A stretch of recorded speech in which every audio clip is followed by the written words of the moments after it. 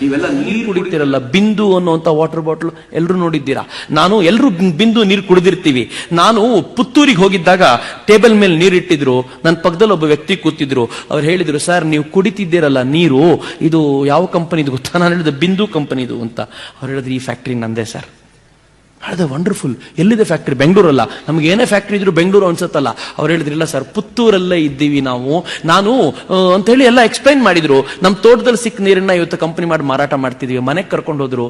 ಊಟ ಮಾಡೋಕ್ಕಿಂತ ಮುಂಚೆ ನಾನು ಸುಮ್ಮನೆ ಕೇಳಿದೆ, ಬೇಜಾರು ಮಾಡ್ಕೋಬೇಡಿ, ಎಷ್ಟು ಜನ ಅಣ್ಣ ತಮ್ಮಂದ್ರು ನೀವು? ಅವ್ರು ಹೇಳಿದ್ರು, 3 ಜನ ಅಣ್ಣ ತಮ್ಮಂದ್ರು. ನೀವೇನು ಓದಿದ್ರಿ? ಅವ್ರು ಹೇಳಿದ್ರು, ಇಲ್ಲ ಸರ್, ನಮ್ಮಿಬ್ರು ಅಣ್ಣಂದ್ರೆ ಚೆನ್ನಾಗಿ ಓದಿದ್ರು, ನಾನು ಸೆಕೆಂಡ್ PUC ಫೇಲ್ ಆಗಿಬಿಟ್ಟೆ. ಅವರೆಲ್ಲೋ ಒಂದ್ ಕಡೆ ಕೆಲಸ ಮಾಡ್ತಿದ್ದಾರೆ, ನಾನು 100 ಜನರನ್ನ ಕೆಲಸಕ್ಕೆ ಇಟ್ಕೊಂಡಿದ್ದೀನಿ ಇವತ್ತು ಅಂದ್ರು. ವಾ, ನಾನು ಹೇಳಿದೆ, ವಾ, ಫೇಲ್ ಆಗೋದು ಇಷ್ಟು ಚೆನ್ನಾಗಿರುತ್ತೆ ಅಂತ ನಂಗೆ ಗೊತ್ತಿರಲಿಲ್ಲ ರೀ. ಗೊತ್ತಿದ್ದಿದ್ರೆ ನಾನು ಫೇಲ್ ಆಗ್ಬಿಡ್ತಿದ್ದೆ ಎಕ್ಸಾಮ್ ನಲ್ಲಿ, ದುರದೃಷ್ಟ ಪಾಸ್ ಆಗ್ಬಿಟ್ಟೆ ಅಂತ. ನೋಡ್ರಿ, ಥಾಟ್ ಎಷ್ಟು ಚೆನ್ನಾಗಿ ಚೇಂಜ್ ಆಗುತ್ತೆ. ಕೂತಿದ್ರೆ ಕೂತೇ ಇರ್ತೀರಾ. ಏನಾದ್ರೂ ಮಾಡ್ತೀನಿ ಅಂತ ನಿರ್ಧಾರ ಮಾಡೋದಿದ್ರೆ ಮಾತ್ರ ಎದ್ದು ಬರ್ತೀರಾ. ಅವ್ರು ಎಷ್ಟು ಪಟ್ಟಿದ್ದಾರೆ ಅಂತಂದ್ರೆ, ಅವ್ರು ಹೇಳ್ತಾರೆ, ನನ್ನ ಬಿಂದು ಕಂಪನಿನ ಖರೀದಿ ಮಾಡ್ಲಿಕ್ಕೆ ಕೋಕೋ ಕೋಲಾ ಬಂದಿತ್ತು 6 ವರ್ಷಗಳಿಂದ. ಅವ್ರ ಕಂಪನಿ ಶುರು ಮಾಡಿ 10 ವರ್ಷ ಆಗಿದೆ. 6 ವರ್ಷಗಳಿಂದ 50 ಕೋಟಿ ರೂಪಾಯಿ ಕೊಡ್ತೀನಿ ಅಂತ ಬಂದಿದ್ರು. ಅವತ್ತು ನನ್ನ ಪಾಲಿಗೆ ಲಾಭ ಇತ್ತು.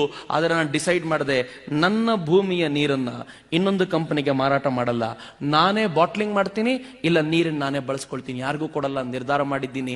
ಇವತ್ತು ನನ್ನ ಕಂಪನಿಯ ವಾರ್ಷಿಕ ವಹಿವಾಟು 100 ಕೋಟಿ ರೂಪಾಯಿ ದಾಟಿದೆ. ನಂದೊಂದು ಚಾಲೆಂಜ್ ಇದೆ ಸರ್, ಇನ್ನು 2 ವರ್ಷಗಳಲ್ಲಿ 1000 ಕೋಟಿ ರೂಪಾಯಿ ದಾಟಿಸಬೇಕು ಅಂತ ಚಾಲೆಂಜ್ ಮಾಡ್ಕೊಂಡಿದ್ದೀನಿ. ಆ ಕೆಲಸವನ್ನ ನಿಯತ್ತಾಗಿ ಮಾಡ್ತೀನಿ ಸರ್, ಯಾರಿಗೂ ನನ್ನ ಕಂಪನಿನ ಮಾರಲ್ಲ, ಭಾರತದ ಕಂಪನಿ ಭಾರತೀಯರ ಕೈಯಲ್ಲಿ ಇರುತ್ತೆ ಅಂತಂದಾಗ ನಾನು ನಿಂತ ಜಾಗದಲ್ಲಿ ಕುಣಿದಾಡ್ ಬಿಟ್ಟಿದ್ದೆ. ವಾ, ಏನ್ ಮಜಾ ಬರುತ್ತೆ ಕೇಳಕ್ಕೆ. ನನ್ನ ನೆಚ್ಚಿನ ಮಿತ್ರರೇ, ಆರ್ಡಿನರಿಯಾಗೇ ಬದುಕಿ ಆರ್ಡಿನರಿಯಾಗೇ ಸಾಯಬೇಕು ಅನ್ನೋದಿದ್ರೆ ನೀವೇನಿದ್ದೀರೋ ತುಂಬಾ ಚೆನ್ನಾಗಿದೆ. ಇನ್ನೇನು ಮಾಡಬೇಕಾದ ಅಗತ್ಯ ಇಲ್ಲ.